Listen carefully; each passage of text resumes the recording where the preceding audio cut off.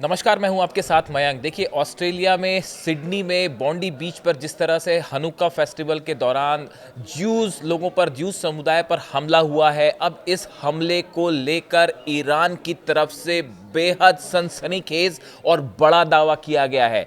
Iran की तरफ से ये कहा गया कि इस हमले के पीछे इजराइल का हाथ हो सकता है। देखिए, बेहद चौंकाने वाली बात है जो ईरान कर रहा है।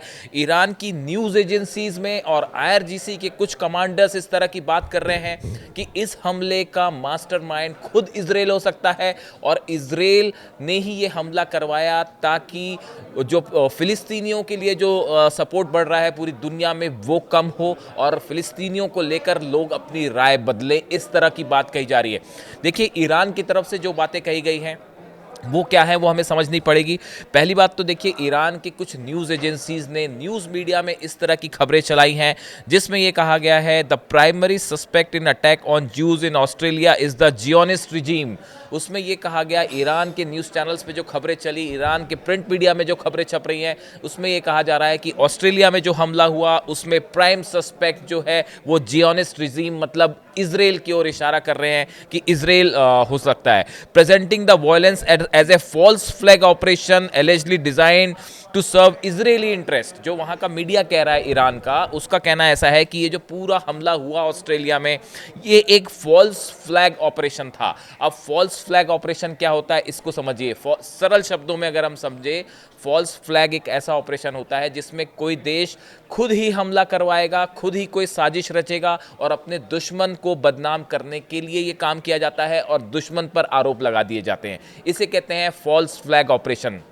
कई बार समंदर में हम देखते हैं जो पायरेट्स होते हैं वो किसी दुश्मन देश का ही जो है फ्लैग लगा के किसी ऑपरेशन को अंजाम दे देते हैं और ये कहा जाता है कि दूसरे देश पर आरोप लगाए जाते हैं। इसे कहते हैं फॉल्स फ्लैग ऑपरेशन। तो ईरान की न्यूज़ एजेंसीज का ये दावा है कि ये हमला इजराइल की तरफ से ही करवाया गया है क्योंकि इस हमले की वजह से फिलिस्तीनियों की बदनामी हो सकती है, ईरान को आरोप लगा के उन्हें बदनाम करने की कोशिश हो सकती है। ऐसा दावा ईरान का है। देखिए, ये सिर्फ ईरान के मीडिया की बात नहीं है। यही बात मोहम्मद रेज़ा नगाड़ी हैं। ये हैं आईआरजीसी के कमांडर हैं, ईरान की सेना के कमांडर हैं, senior IRGC general and top adviser to forces chief commander who publicly argued that Israel was the sole beneficiary of the attack. उनका कहना है इस हमले से अगर किसी को फायदा हो सकता है तो वो इजराइल को हो सकता है। ये ईरान के जो कमांडर हैं मोहम्मद रेज़ा, उनका कहना है।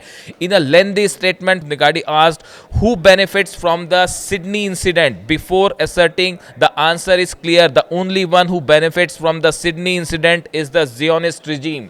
इनका भी ये कहना है, आईआरजीसी के इन कमांडर का भी ये कहना है कि ये जो हमला हुआ इससे फ़ायदा सिर्फ और सिर्फ इजराइल को होने जा रहा है। देखिए, जो ईरान का कहना है, जो ईरान के आईआरजीसी के कुछ कमांडर्स कह रहे हैं या वहाँ के खबरें जो चल रही हैं, उनका कहना ऐसा है कि ऑस्ट्रेलिया में पिछले काफ़ी समय से प्रो गाज़ा सेंटिमेंट्स थे। लोग एक, यहाँ तक कि ऑस्ट्रेलिया की गवर्नमेंट ने भी एक फ्री फ़िलिस्तीनी देश को मान्यता देने की बात कही। उनका ये कहना था कि एक फ्री फ़िलिस्तीन जो है पैलेस्टाइन देश बनाया जाना चाहिए और ऑस्ट्रेलिया फ़िलिस्तीनियों के साथ खड़ा दिखाई दे रहा था। ईरान का आरोप ये है कि इस सेंटिमेंट को रिवर्स करने के लिए, फ़िलिस्तीनियों के खिलाफ एक सेंटिमेंट बनाने के लिए ये हमला करवाया गया। ऐसा दावा ईरान कर रहा है, ऐसा दावा ईरान की सेना कर रही है।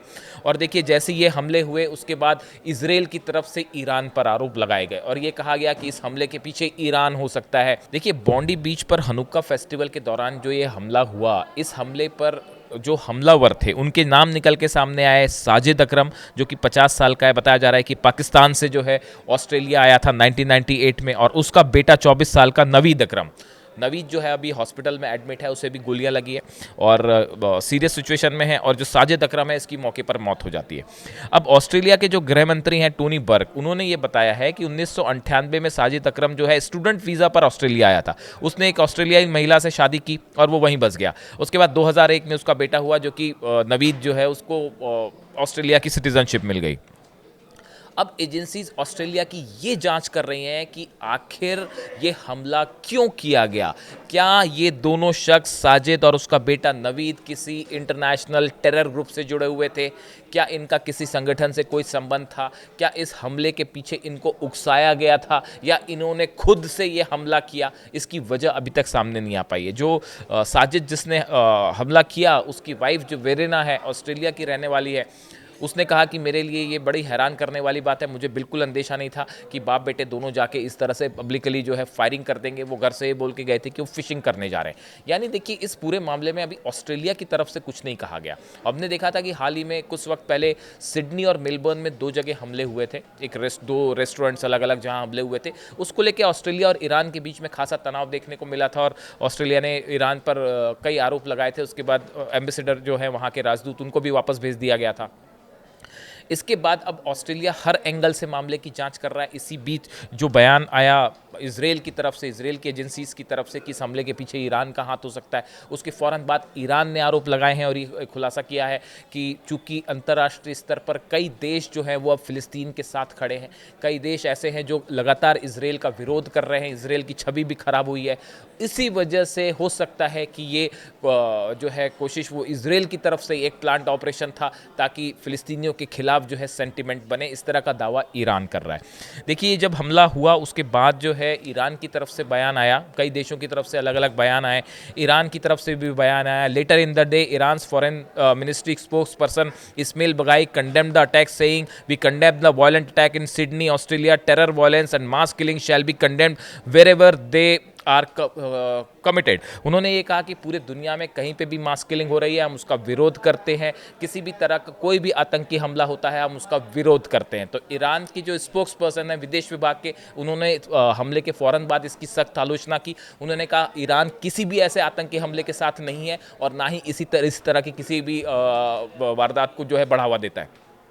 हमने देखा कुछ वक्त पहले अमेरिका में भी इस तरह के हमले हुए, इसी तरह के हमले यूरोप में भी हुए जहां पे ज्यूइश कम्युनिटी को निशाना बना के अटैक किए गए। उस समय भी ये बातें सामने आई कि क्या कोई पर्टिकुलर ऑर्गेनाइजेशन इसके पहले है। उस समय भी ईरान को लेकर कई आरोप लगे, लेकिन उस समय ईरान को लेकर किसी भी तरह के कोई प्रूफ नहीं मिले। जांच के बाद भी किसी तरह का कोई प्रूफ अब तक सामने नहीं आया। तो इसीलिए ईरान का ये कहना है कि ये ईरान के जो IRGC के कमांडर हैं वो कह रहे हैं, ईरान का जो मीडिया है वो ये एक आरोप लगा रहा है कि ये जो हमले हैं ये इजराइल की तरफ से कराए जा सकते हैं और एक फॉल्स फ्लैग ऑपरेशन हो सकता है। यानी ऑस्ट्रेलिया में हमले को लेके ईरान और इजराइल आमने सामने हैं और अब देखना ये होगा कि ऑस्ट्रेलियन एजेंसीज की जांच में क्या निकल के आता है और ऑस्ट्रेलिया क्या कहता है। इस पे हमारी नज़र बनी रहेगी। जो भी अपडेट होगा आप तक पहुंचाएंगे। Thank you so much.